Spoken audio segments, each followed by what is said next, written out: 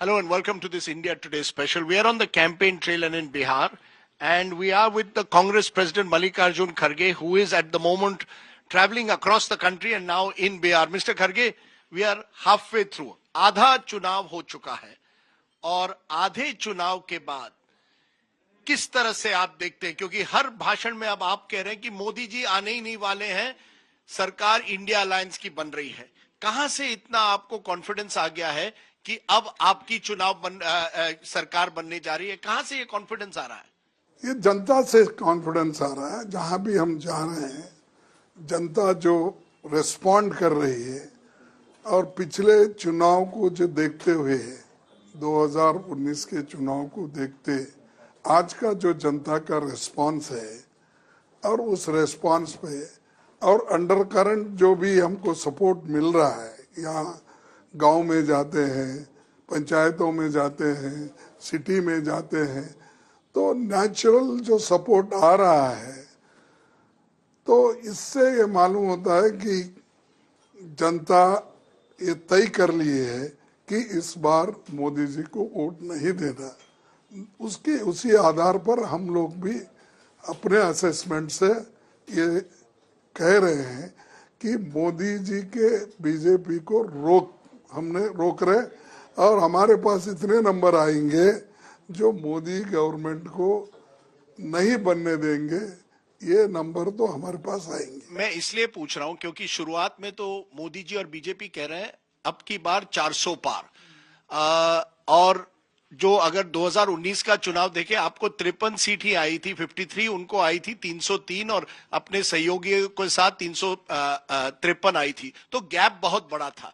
क्या बदला है? मैं इसीलिए पूछ रहा हूं, ये गैप कम होता जा रहा है या आप समझते हैं कि मोदी जी आएंगे लेकिन रिड्यूस्ड मेजोरिटी से आएंगे? ये देखेंगे, देखो रिड्यूस्ड मेजोरिटी नहीं, वो नहीं आएंगे ये मैं कह रहा हूं। इसलिए कितने नंबर आप दे रहे हैं? नंबर देखो, नंबर कोई ऐसा बोलता है तो वो शायद वो पॉलिटिक्स में बहुत इमेच्योर है। मैं समझता हूँ कि हमेशा ये होता है, इस बार ये हो रहा है कि तमिलनाडु में मिलेंगे उनको, केरला में मिलेंगे उनको, और तेलंगाना में तो हम लोग आगे हैं। ये तो दक्षिण भारत है, लेकिन उत्तर और पश्चिम भारत नहीं आता हूँ। आइए, तो उसके बाद में कर्नाटक में भी हम आगे जा रहे हैं। यानी पहले जो हमारा 0 से 1 से था, उससे भी हम मोर देन 50% हम ले रहे हैं वहां पर। उसके बाद में महाराष्ट्र में भी ठीक चल रहा है। राजस्थान, मध्य प्रदेश, उत्तर प्रदेश, बिहार, जहां बीजेपी का स्वीप हुआ था पिछले बार। हाँ, तो राजस्थान, छत्तीसगढ़, ये सब लीजिए, जब पहले उनको 100% मिला था, उसमें कम हो रहे सीट, कट जा रहे हैं। इसी आधार पर आप देखिए वो 300 से पार कहाँ होते हैं सर। लेकिन 272 तो मिल रहे हैं कि नहीं? कि आपको लगता है 272 भी नहीं मिलेंगे अब बीजेपी को? 200 मिलेंगे उनको अब, एज इट इज 200 मिलेंगे।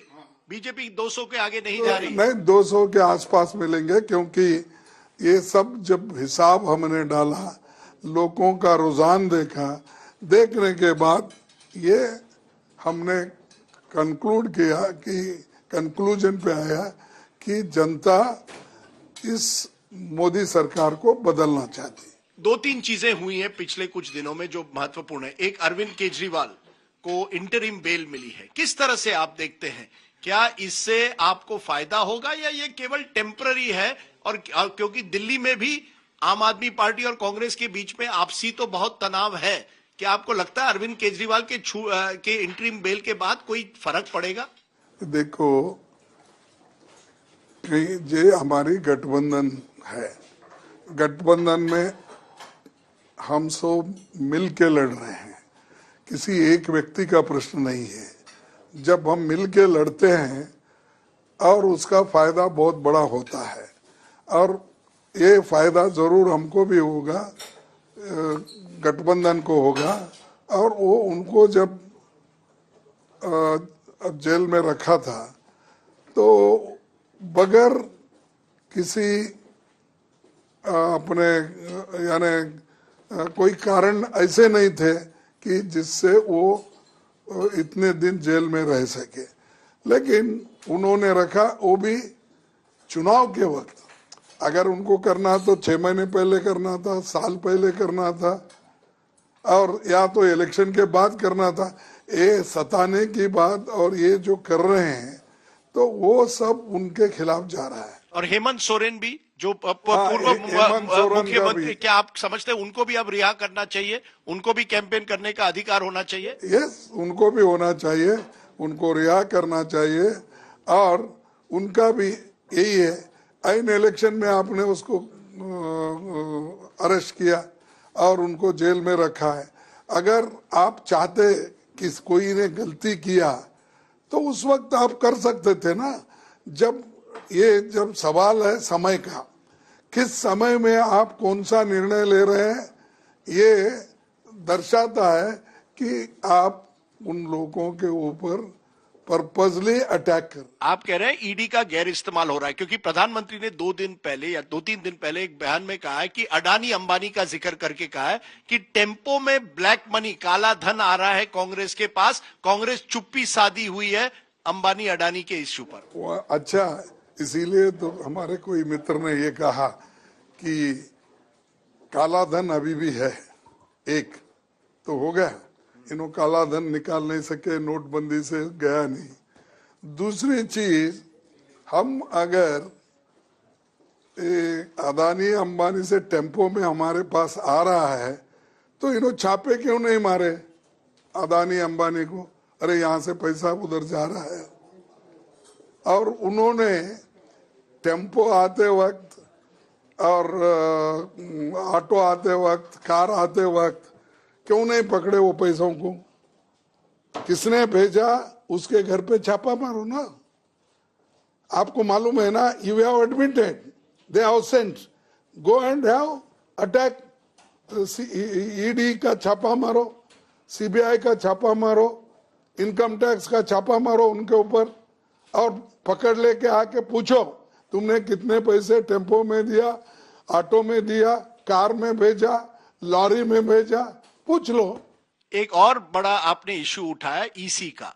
इलेक्शन कमीशन को आपने चिट्ठी लिखी थी कि वोटर डेटा जो है उसको जल्द से जल्द आपने लोगों के सामने रखना चाहिए, नहीं तो सवाल उठते हैं। अब ईसी ने आपको एक जवाब दिया है कि खरगे जी, ये जो नैरेटिव आप चला रहे हैं बहुत डेंजरस है, लोगों को, वोटर को कंफ्यूज करेगा, बायस्ड नैरेटिव है। अब आपने उनको एक लेटर फिर से लिखा है, कहा है कि इतनी चिट्ठियां आपने उनको लिखी है, कभी उन्होंने जवाब नहीं दिया, लेकिन इस पर दिया है। किस तरह से आप ईसी का रुख देख रहे हैं? क्योंकि वो कह रहे हैं खरगे जी आप कंफ्यूज कर रहे हैं वोटर को, वोटर डेटा सब अवेलेबल है ऐप पे, किसी कैंडिडेट ने कंप्लेन नहीं किया, आपने ये क्यों किया? देखो, किसी कैंडिडेट ने नहीं किया, सवाल नहीं।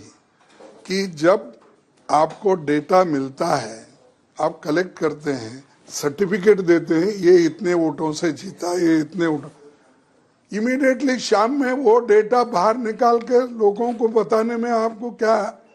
वो कह रहे हैं कि हम अपने ऐप पे डाल रहे हैं और उसे लगातार अपडेट कर रहे हैं, कोई धांधली नहीं हुई है।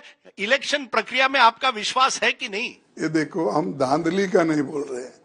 कारण क्या है कि जो डाटा हमको इमीडिएटली शाम में मिलना चाहिए, या वो ऐप पे अब आता है, नहीं, नेक्स्ट डे 11 दिन के बाद आए ना। वो पब्लिश किया है 11 दिन के बाद, लेकिन ऐप पे लगातार था। अरे क्या देहात में रहने वाले लोग वो सभी ऐप ही देखते क्या? आपको कोई आपको कोई ये है कि इतनी जो आप कह रहे हैं नफरत की स्पीचेस हो रहे हैं, भाषण, नफरत फैला जा रहा है, हिंदू मुस्लिम करा जाए, हेट स्पीच करवा जा रहा है, क्या आपको लगता है उस पर ठोस कार्रवाई हो रही है या नहीं हो रही है? देखो, हेट स्पीच उन्होंने ही किया, बार बार उन्होंने मुसलमान का नाम लिया, रिलीजियस। अगर ऐसे धार्मिक विषयों पे अगर आप ओपनली, एक प्राइम मिनिस्टर बोलता है हम ये बंद करेंगे मुसलमानों को, हम वो बंद करेंगे, अगर ये ऐसा बोलते हैं तो ये हेट स्पीच नहीं है तो क्या है? तो इसीलिए तो पहले तो इलेक्शन कमीशन उनको वार्निंग देना चाहिए, नॉट ओनली वार्निंग, उनको बैन करना चाहिए, जैसा 48 आवर्स हमारे और लोगों को दिए, उनको भी एक 10 दिन बैन करो ना। नवनीत राणा वगैरह उनके कुछ नेताओं पर नोटिस दिए, पर आपको ईसी पर विश्वास है या नहीं? इलेक्शन कमीशन की प्रक्रिया पर विश्वास है या नहीं? देखो, इलेक्शन कमीशन पे हमारा विश्वास है, लेकिन जहां गलतियां होती बताना भी हमारा धर्म है। और इलेक्शन कमीशन ये इसी पे, जब डेमोक्रेसी को हम रखना चाहते हैं तो डेमोक्रेसी में तो इलेक्शन कमीशन की जरूरी है। और इलेक्शन कमीशन अपनी काम जितना करना है वो कर रहे हैं, लेकिन जहां गलती होती है ये बताना भी हमारा धर्म है। और उसको आप ये समझ रहे हैं कि हमारे को क्रिटिसाइज कर रहे हैं। That is not the point. The point is this, wherever mistakes happens, we are bringing to their notice. If you don't agree, that is a different thing. एक बताइए, हरियाणा में एक बदल आ रहा है, कुछ उनके एमएलए, इंडिपेंडेंट एमएलए सरकार को छोड़ गए हैं। किस तरह से हरियाणा की आप स्थिति देखते हैं? क्या आप दुष्यंत चौटाला कह रहे हैं कांग्रेस मेरे साथ चले, हम हरियाणा की सरकार गिराते हैं, हम अपनी सरकार बनाते हैं? हुड्डा जी को कह रहे हैं कि हम सरकार बनाते हैं। क्या आप हरियाणा में सरकार बनाने का प्रयास करेंगे? ये देखिए, पहले तो सो मोटो वो सरकार को निकाल देना चाहिए, डिसॉल्व करना दे।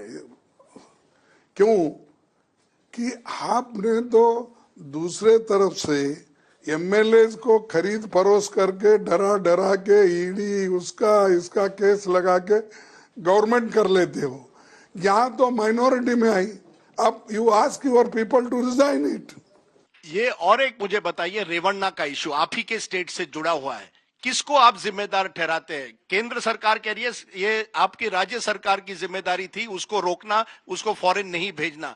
क्या आप मानते हैं ये आपकी सिद्धरामैया सरकार की जिम्मेदारी थी या मोदी जी सरकार की जिम्मेदारी थी? उसमें अब मैं कुछ नहीं कहना चाहता हूं, इसलिए कि वो एसआईटी को केस उन्होंने सुपुर्द किया और एसआईटी का अपना काम कर रही है। जब एसआईटी काम कर रही है तो कौन क्या करना चाहिए था, इस पे मैं अब बोलना नहीं चाहता। अच्छा, आखिर में कल राहुल गांधी ने लखनऊ में कहा कि एक डिबेट होना, मैं तैयार हूं ओपन डिबेट के लिए नरेंद्र मोदी जी के साथ। बीजेपी कह रही है राहुल गांधी कौन है, अगर उनको डिबेट करना है हमारे स्पोक्स पर्सन से करे। अगर खरगे जी को, कुछ लोग कहते हैं खरगे जी डिबेट करें, आप तैयार हैं डिबेट करने मोदी जी से? कौन करेगा ये डिबेट? देखिए, मैं तो उनके साथ डिबेट हाउस में ही करता हूं। मैं एज ए अपोजिशन लीडर हर पॉइंट का जवाब भी देता हूं। हर पॉइंट जो मैं उठाता हूं उसका कभी उन्होंने जवाब नहीं दिया। उन्होंने हमेशा भागने की कोशिश की, डाइवर्ट करने की कोशिश थी, या तो हमारे पार्लियामेंट को पूरे एमपीज को बाहर डाल के उन्होंने अपना अकेला रिप्लाई खाली बेंच को देते हैं। मैं जानता हूं आपको जाना है, आप पूरे बिहार का एक दौरा कर रहे हैं। एक आखिरी सवाल मैं आपको पूछूंगा, 4 जून को क्या मैं मल्लिकार्जुन खड़गे को अगर इंटरव्यू करूंगा तो क्या आप हार मानेंगे उस दिन, या आपको लगता है ये बहुत बड़ी जीत होगी? क्योंकि हर जितने एनालिस्ट से मैं पूछता हूं वो कहते हैं जो भी हो, आना है तो मोदी को ही, हैट्रिक मोदी जी की बननी है। 4 जून को क्या होगा मल्लिकार्जुन खड़गे जी? देखो, हमारा जो रिपोर्ट है, ग्राउंड लेवल रिपोर्ट, इस आधार पर हम बोल रहे हैं। अलायंस पार्टनर्स के रिपोर्ट जो है उस आधार पर हम बोल रहे हैं मोदी जी नहीं आएंगे। ओके, मोदी जी नहीं आएंगे। मल्लिकार्जुन खड़गे, आपने हमसे बात की, बहुत बहुत शुक्रिया। थैंक यू वेरी मच खड़गे जी, थैंक यू वेरी मच।